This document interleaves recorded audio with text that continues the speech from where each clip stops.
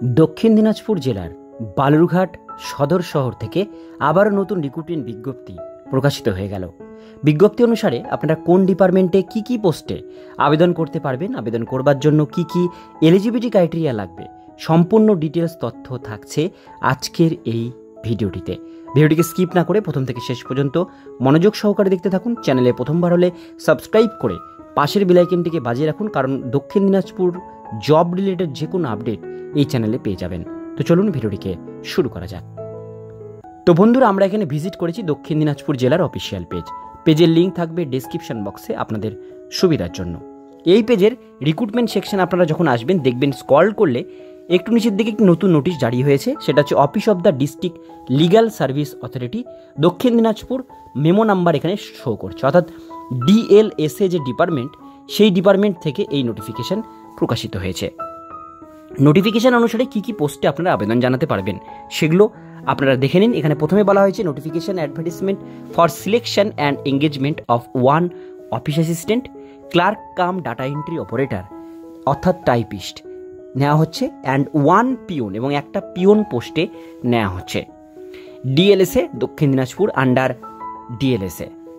এবার এই যে এটা অনুসারে এখানে স্টার্ট ডেট 22/8/2024 তারিখ থেকে আবেদন শুরু হয়েছে, লাস্ট ডেট 29/9/2024 তারিখ। এবার আমরা ডিটেলস বিষয়গুলো এখান থেকে জেনে নেব। তো বন্ধুরা, অনস্ক্রিনে দেখতেই পাচ্ছেন সেই নোটিফিকেশন আমরা পিডিএফটি ওপেন করে নিয়েছি। ডিস্ট্রিক্ট লিগ্যাল সার্ভিস অথরিটি দক্ষিণ দিনাজপুর বালুরঘাট থেকে এই নোটিশ জারি হয়েছে। নিচের দিকে চলে আসবো আমরা, পোস্ট ডিটেলস বিষয়গুলো এবার এখান থেকে আমরা এক এক করে দেখে নেব। প্রথমেই চলে আসবো name of the post and number vacancy.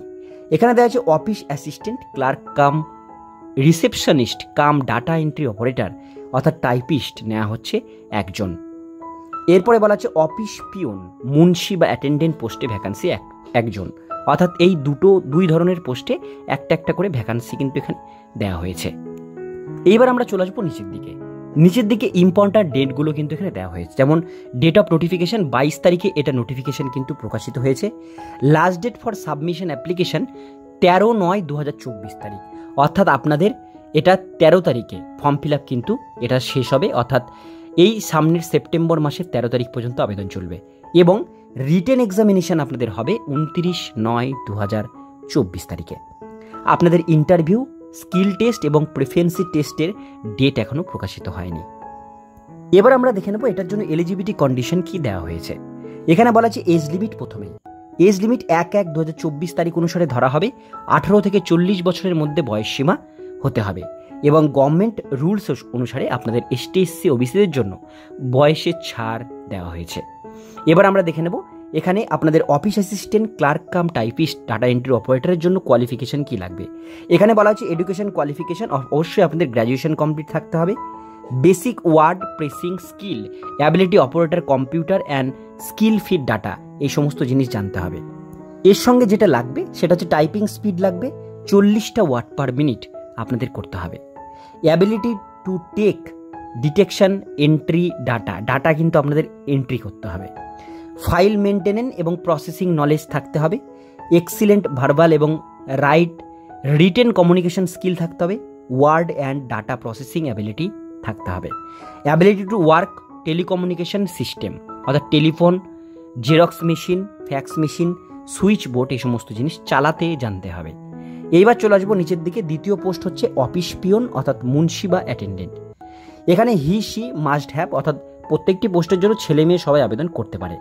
এর জন্য কোয়ালিফিকেশন লাগবে শুধুমাত্র ম্যাট্রিকুলেশন অর্থাৎ মাধ্যমিক pass. Ability to do work this অফিসে আপনারা এই কাজটি পিওনের কাজ যাতে করতে পারেন এর একটা অভিজ্ঞতা আপনাদের দরকার। শুধুমাত্র মাধ্যমিক পাশেই পোস্টে আবেদন করতে পারবেন।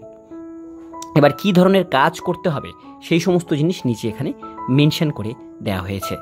তো সমস্ত ডিটেলস বিষয়গুলো আপনাদেরকে বললাম। এবার আমরা যেটা দেখে নেব এটা আপনারা আবেদন কিভাবে করবেন সেই বিষয়টা আপনারা এবার একটু জেনে নিন। এইবার আমরা দেখে নেব স্যালারি। আপনারা যারা data entry operator, clerk cum receptionist, data entry operator, office অ্যাসিস্ট্যান্টে যারা আবেদন করবেন তাদের 18,000 টাকা পার মান্থ স্যালারি দেওয়া হবে। আর যারা পিওন পোস্টে করবেন তাদের 13,750 টাকা স্যালারি এখানে দেওয়া হবে।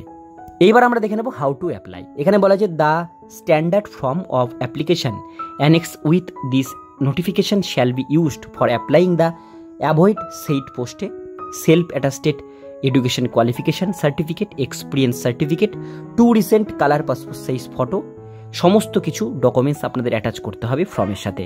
এবার এখানে বলা হয় যে সাবমিশন অ্যাপ্লিকেশন, আপনাদের ফর্মটি প্রত্যেকটা ডকুমেন্টস প্রেসক্রাইব ফরম্যাট আছে, সেই ফরম্যাটটি প্রিন্ট আউট করবেন অ্যাপ্লিকেশন ফর্মের, সেটা ফিল আপ করতে হবে নিজের হাতে এবং সেই ফর্মের সাথে সমস্ত ডকুমেন্টস সেলফ অ্যাটেস্টেড করে আপনাদের খামে ভরতে হবে এবং সেটা 13/9/2024 বিকেল 5টার মধ্যে এইখানে যে অ্যাড্রেসটি দেখতে পাচ্ছেন আপনারা অন স্ক্রিনে, এই অ্যাড্রেসে আপনাদের ফর্মটি বাই পোস্টের মাধ্যমে পাঠাতে হবে।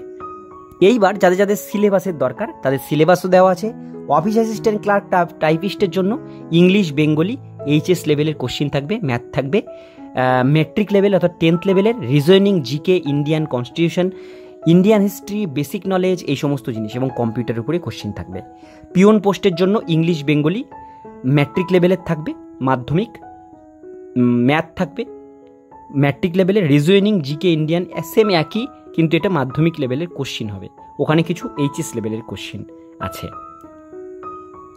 এইবার চলে আসবো আমরা একদম শেষ পেজের দিকে, যে পেজে আপনাদের অ্যাপ্লিকেশন ফর্ম আছে। এই পিডিএফটিরই কিন্তু শেষের দিকে ফর্মটি পাবেন, দেখতে পাচ্ছেন ফর্ম, এই যে ফর্ম, এখানে ফর্মটি দেওয়া হয়েছে।